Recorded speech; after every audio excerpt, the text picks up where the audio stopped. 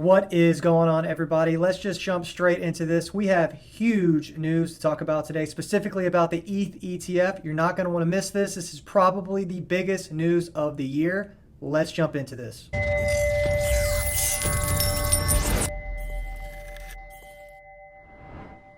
All right, so let's take a look at ETH here from a technical standpoint, and then we're going to cover the news that actually came out earlier. If we look at ETH here from a technical standpoint, this is a no-brainer that this looks fantastic given the fundamental shift in narrative. But if we look at this, we can see that right now, ETH is still roughly about 15% from its local highs, okay? That's a really big deal considering Bitcoin's pretty much at its local high right now. And if we actually zoom out, if we zoom out a little bit, we can actually see that the upside potential for ETH here over the next few weeks, assuming that this news is accurate, is quite impressive, or I should say quite favorable. That's about a 30% move right there just to get back to all-time high. We're in a global risk-on cycle. We've been talking about this for a while now. Global liquidity looks good. And when you have a narrative like this that comes out of left field, when, by the way, most people did not have net positive exposure to Ethereum because they thought that the ETF was the spot ETF was not going to be approved. Meaning, if they did have ETH on their balance sheet, they were probably hedged, or they may have even been short ETH. So this initial move here is really a big short squeeze. But now a lot of people will begin to rotate into ETH to play this ETF trade. Now, let's take a look at actually what kind of set this into action. If you don't know who Eric Kunas, I'm not really sure how to pronounce his name, but this is kind of like the GOAT when it comes to ETFs. He, and along with Nate Gersari, I guess, Garasi or something like that, they're like the GOATs. They both came to conclusions that the ETH ETF is actually more likely to be approved than not. And again, you have to understand how trading works, but when the market is surprised by something and when it's actually positioned for the opposite, this can have a dramatic effect on the price action. And they both think that there's about a 75% chance that this will be approved.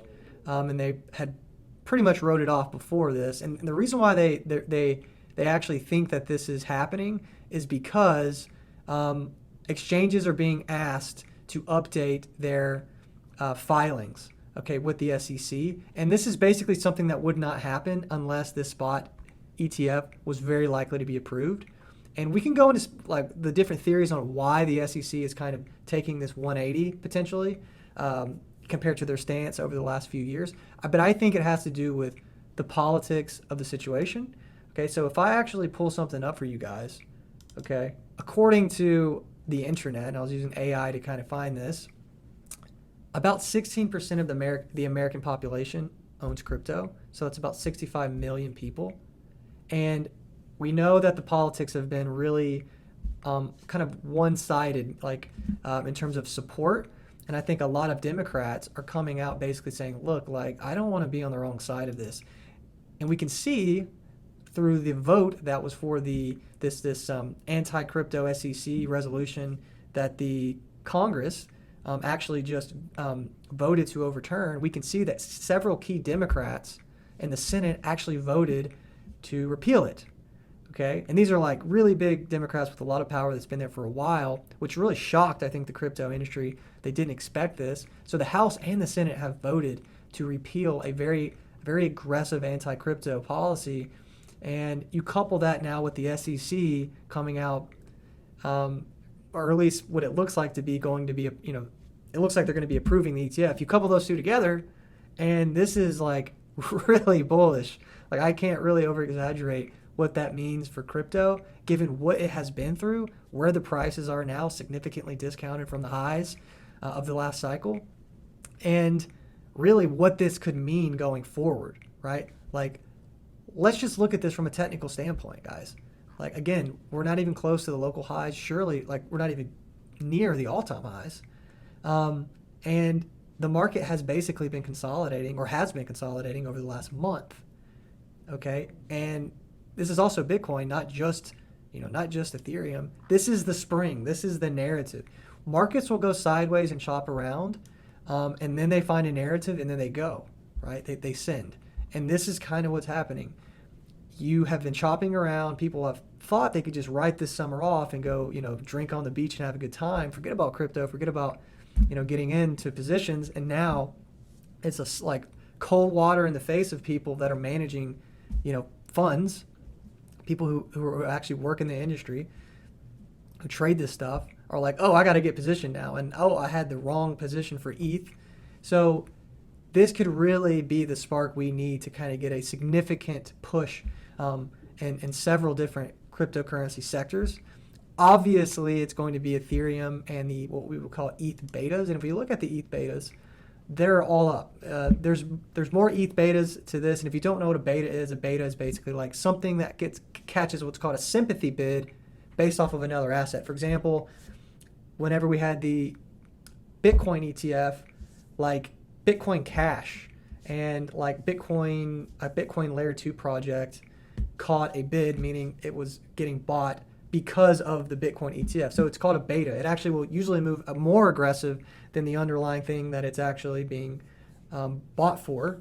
And that's what's happening with ETH. Okay, the ETH betas, the things that are catching, again, what's called a sympathy bid, they're moving hard, right? So we have a 23% move in LDO. If you don't know what that is, that's Lido. That's a staking protocol.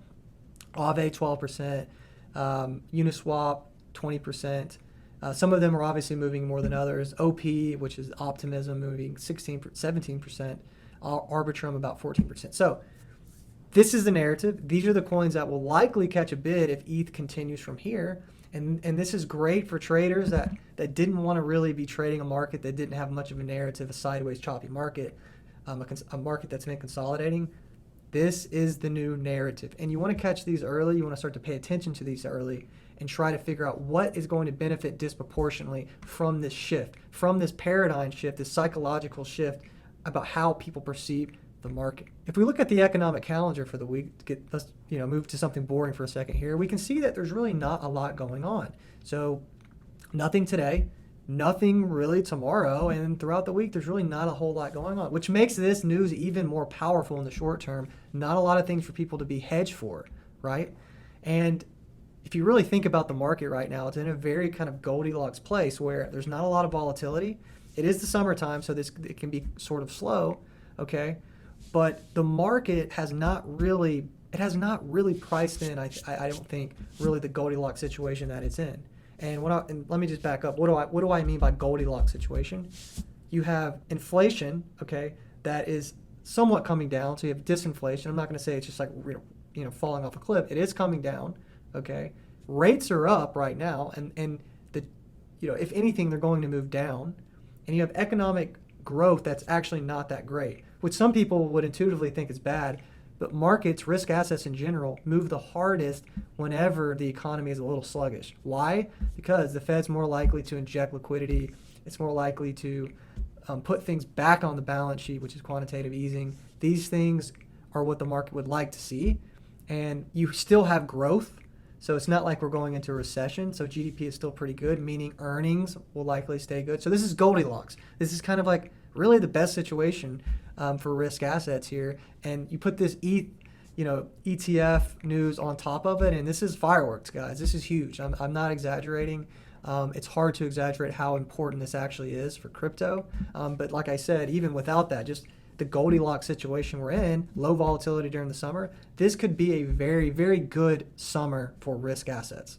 So we're going to be covering a lot. These betas that we just talked about, the ETH betas, obviously ETH and other things. You should really join us in the Discord. These videos are really just kind of a primer, very high level. Don't get too technical in these videos. Don't want to bore you. But the Discord is really where we jump into this stuff. I hope to see you there. And until next time, happy hunting, friends. Hey, thanks for watching. Be sure to like and subscribe to our channel if you'd like more updates like this. And let us know in the comments, what do you think about today's video and DeFiancy update and insight? Also, make sure that you join our Discord, our free community chat, where we discuss things like this, what's going on in real time. Typically, our Discord community is the first to know what's happening, and we would love to see you there. Check the link in the description. And until then, we'll see you in the next DeFiancy Insight video. Bye for now.